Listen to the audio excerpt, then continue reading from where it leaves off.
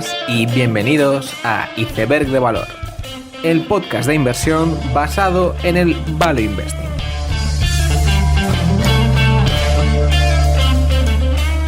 Bienvenidos los seguidores del podcast, bienvenidos a Iceberg de Valor. En esta primera semana de marzo no voy a hacer el repaso habitual de los eventos más importantes de la semana, que imagino que habrá sido apasionante. Seguro que Chamath ha sacado 4 SPACs, seguro que Jitse Groen se ha enzarzado en Twitter y seguro que alguien anónimo en internet se ha hecho multimillonario con los NFTs, pero no voy a repasar eso, ya que me ha surgido un viaje sorpresa y eso significa que no puedo hacer esto como lo suelo hacer. Y por eso estoy grabando el episodio antes y lo estoy haciendo como lo solía hacer hace 3-4 años, que es cuando empezó el podcast, que es escribir un par de frases en un papel e intentar improvisar esos temas del episodio. De hecho, desde el episodio 90 yo escribo todo lo que digo. Y creo que esta es una buena excusa para volver a los orígenes por una vez y sacar lecciones del podcast y hacer todo tipo de reflexiones. Entonces he estado repasando cuándo empezó el podcast y cómo lo hizo. Y yo me acuerdo que la cuenta de Google se abrió en abril del 2017 y de hecho originalmente el podcast no se iba a llamar Iceberg de Valor, se iba a llamar creo que Invertir a Fondo, el cual pues el nombre ya estaba cogido y el nombre era bastante malo, pero como ya estaba cogido pues lo tuve que cambiar y se me ocurrió el nombre Iceberg de Valor.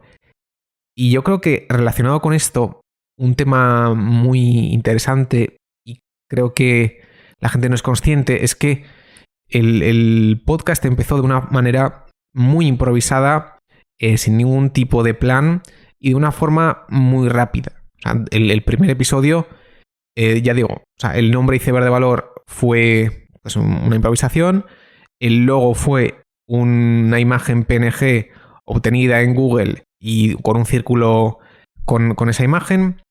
La sintonía fue, creo que la segunda melodía sin derechos de autor que escuché mientras hojeaba las diferentes melodías. Y pues bueno, la temática fue presentación del podcast, algo extremadamente simple.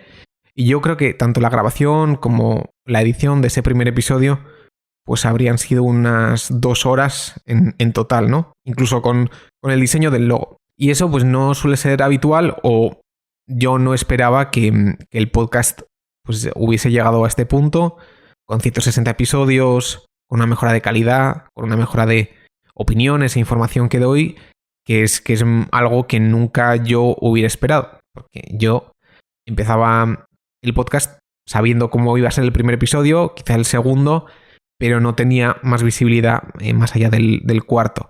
Y de hecho, yo realmente no quería hacer un podcast. Yo lo que sí que me pasaba es que era muy aficionado a los podcasts y desde 2014, más o menos, escuchaba muchos, o sea, devoraba episodios de Mark Maron, de Joe Rogan y similares, y yo era oyente de podcasts. Y yo realmente no quería empezar uno por múltiples excusas que uno se pone a sí mismo, de que pues no me gusta mi voz, no sé lo suficiente y todo tipo de excusas que todos conocemos, pero sí que veía, además de que me gustaba mucho, pues sí que veía un hueco de podcast de finanzas en español y que no existía esa categoría y que tenía que llegar.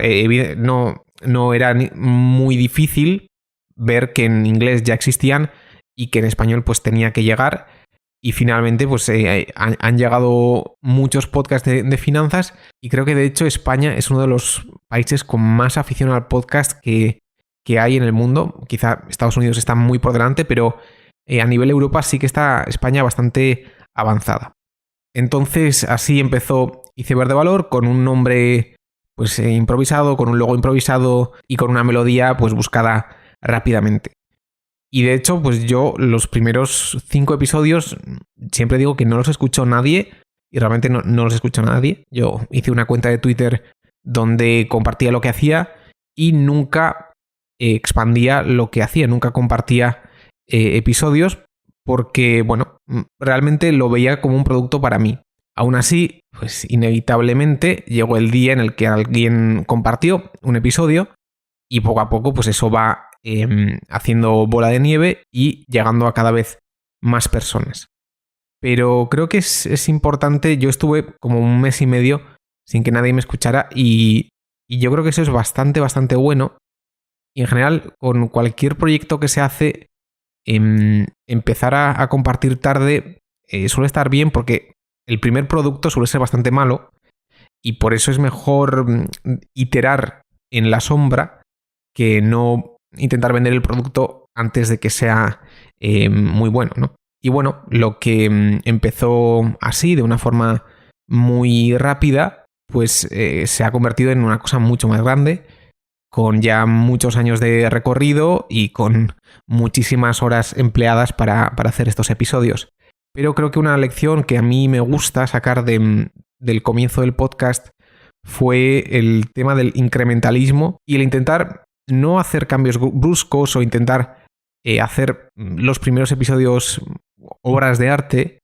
Eso no suele ser mi estilo, pero el empezar a hacer algo con muy poco y lanzarse a una determinada idea, a un determinado proyecto, e intentar mejorar poco a poco, viendo pues, a dónde puede llegar.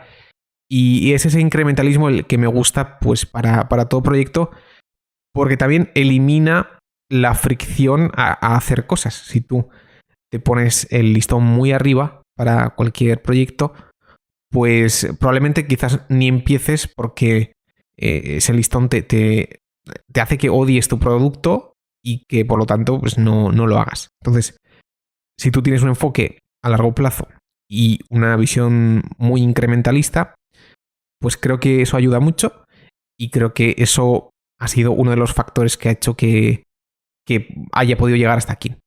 Y otro factor que me parece también muy destacable es que yo lo hacía por mí.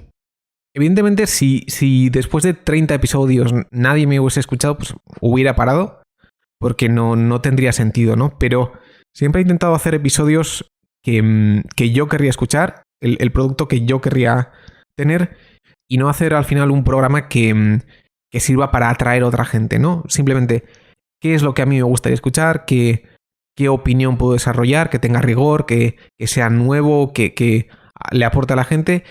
Pero realmente, si hacer eso no me va a atraer a nuevos oyentes, me da igual porque mi métrica no es esa, ¿no? Mi métrica no es que atraiga nueva gente, sino hacer un producto del que yo estoy orgulloso.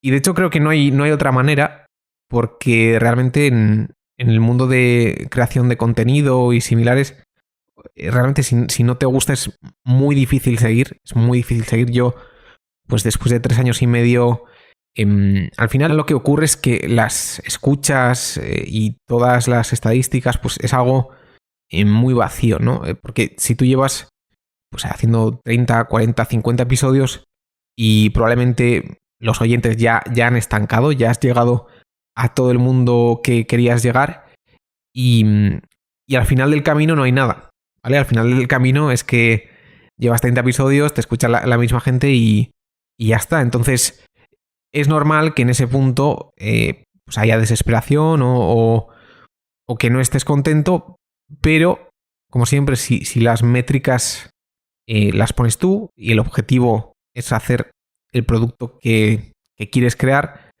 pues es la única forma de superar pues, esos problemas que siempre ocurren. Y así hemos llegado a los 160 episodios, que son bastantes, y 160 episodios lo que tienen son pues 160 por, no sé, por 20 horas de trabajo, que evidentemente es un sacrificio. Es un sacrificio muy grande. Más que sacrificio, es una inversión, nunca mejor dicho, que creo que ha tenido bastantes buenos retornos, pero evidentemente yo, por ejemplo, para escribir un podcast, pues necesito 2 horas mínimo, para grabarlo 1 y para editarlo 1. Eso, si ya sé lo que quiero decir, ya lo he editado, ya... Es decir, O sea, si ya supiera lo que tuviera que decir, tardaría unas 4 horas y de hecho lo que más cuesta es saber lo que vas a decir. Entonces yo suelo pasar los 5 días de la semana pues intentando pensar de qué voy a hablar y luego pues dedico todo el sábado a grabar y a escribir lo que he pensado, ¿no? Y bueno, eso ya se ve que son muchísimas horas de trabajo. Yo empecé con 24 años, ahora tengo 28 años y los sábados de esos 4 años pues en gran parte han estado ocupados por esto. Y bueno, eso para empezar es un sacrificio que mucha gente no estaría dispuesta a hacer y yo lo he hecho y lo volvería a hacer. Y evidentemente las horas que necesitas para esto no es solo lo que te cuesta escribirlo, no es lo que te cuesta grabarlo ni editarlo, sino que lo que te cuesta pensar en ello y lo que te cuesta, digamos, informarte para tener una opinión que te genere la idea del episodio. Entonces, pues bueno, evidentemente eso es mucho tiempo que he pensado que lo he invertido bastante bien y creo que la segunda lección que quería destacar es esa, ¿no? Que el tiempo libre que tienen las personas pues es un activo y ese activo pues hay que invertirlo. Y bueno, salir o pasárselo bien es una forma de invertirlo y una forma muy válida de hacerlo. Pero no es la única ni todos tenemos que invertir el tiempo de la misma forma. Entonces yo lo que veo, especialmente desde cuando tienes 20 años a 30 años, pues es una edad muy importante y lo que hagas con tu tiempo libre, pues probablemente determine lo que pase en los siguientes 20, 30, 40 años y por eso es importante ser consciente de la importancia de esa asignación del tiempo. Es decir, tienes el abanico de posibilidades más grande que vas a tener en tu vida, porque luego cuando llegas a los 30, a los 40, a los 50, pues cada año que pasa vas recorriendo más pasos en tu camino y volver marcha atrás pues se vuelve cada vez más difícil, moverse de camino cada vez se vuelve más difícil y por lo tanto pues aprovechar esas edades donde el abanico es más grande me parece pues muy importante y por eso no es tiempo sacrificado sino que es tiempo invertido. Porque lo que no puede ser o lo que hay que evitar es que mires 10 años atrás, 20 años atrás y que por no darte cuenta de la importancia de ese tiempo, pues ya estés hayas tomado unas decisiones y unos compromisos que no son lo que querrías haber hecho. Aún así, quizás el problema que veo que cuando alguien como yo da una opinión de este tipo es que muchos pueden pensar que lo que hay que hacer en el tiempo libre es dedicarlo al mundo de la inversión. Y eso me parece una lección que no es la que quiero dar, más bien la contraria. Yo creo que hay muchas otras actividades que la gente debería hacer y en general creo que hay que invertir tiempo en encontrar algo que a uno le guste. Porque encontrar algo que te guste no es fácil del todo y creo que no hay mejor retorno que encontrar una disciplina que te guste y donde te sientas cómodo. Por lo tanto, creo que todo esfuerzo dedicado a esa tarea pues tiene retornos muy altos. Y de hecho me parece una tarea bastante incierta en el sentido de que encontrar algo que te guste no es tan fácil. No es tan fácil porque es un tema un poco aleatorio y tienes que encontrar esa rama o esa disciplina que se ajusta muy bien a tu modo de ser, a tus gustos y a tus capacidades. Y esa rama puede ser cualquier cosa y que puede no ser evidente o no estar en tu círculo social o en tu círculo en el que has nacido y por lo tanto pues cuesta y por eso me siento también afortunado al encontrar el mundo de la inversión en el sentido de que he encontrado algo que me gusta, en la que me considero que soy bueno y creo que mi forma de ser es una ventaja o funciona muy bien. Y por lo tanto, mi lección no es tanto que la gente invierta su tiempo en estudiar empresas, sino que encuentre ese área donde pueda destacar, donde por naturaleza se le dé bien, o en general cualquier disciplina que mirando atrás pues vea ese tiempo como tiempo bien aprovechado y que se sienta orgulloso. Y esto no deja de ser un tema muy subjetivo y que mucha gente, de hecho, que me viera desde fuera, pensaría que yo no...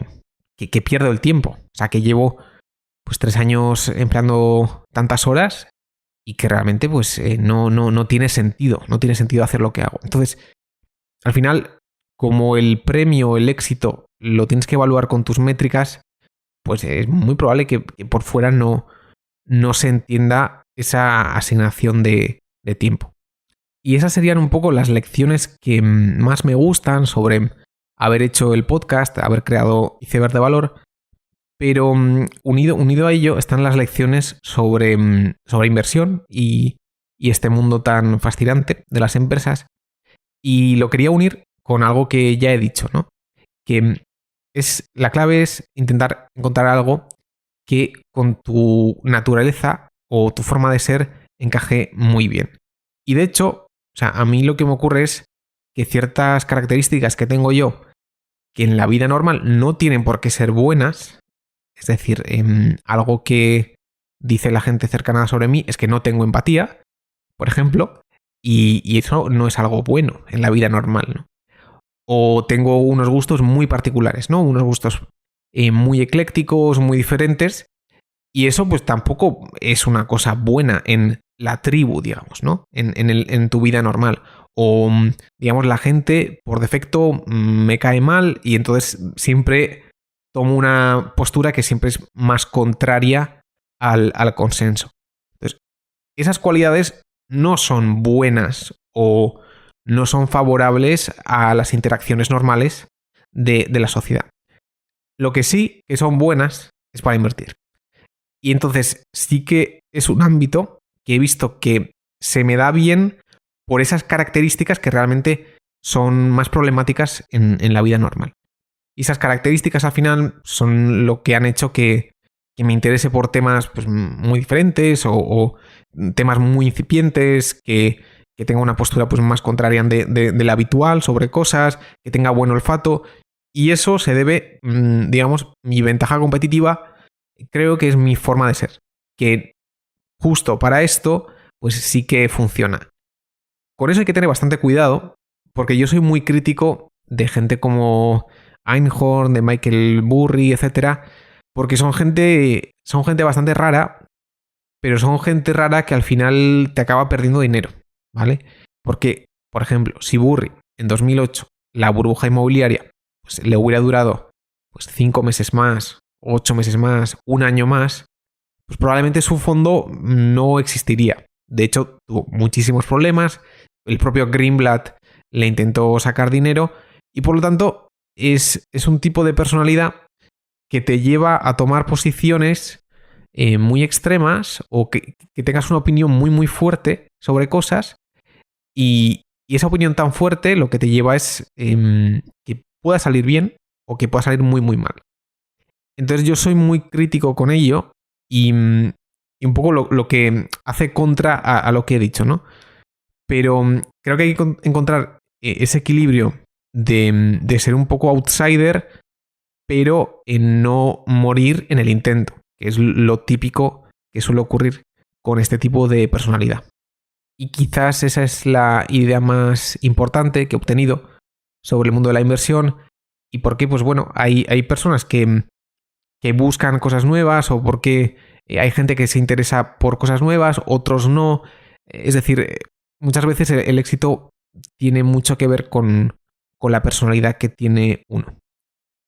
Entonces, estos serían mis lecciones, por un lado del podcast y de la inversión, y quería hacer un resumen de ello, porque normalmente cuando alguien da opinión sobre estos temas casi filosóficos, suele quedar como una especie de video motivador que se pierde en el universo y que, pues bueno, está bien escuchar por una vez, pero que no es fácil sacar lecciones duraderas para uno.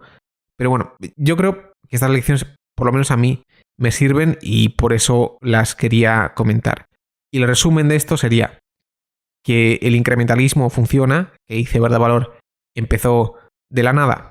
Por un lado, empezó de la nada en mi parte de no conocer o no saber mucho de empresas, y empezó de la nada en el sentido de que el primer episodio pues fue de creación súper rápida, con un logo rápido, con una melodía, la que pude encontrar, y eso no determina que el producto final sea malo, sino que es mejor que empiece así y que poco a poco el producto que tú tienes se parezca a lo que tenías en mente.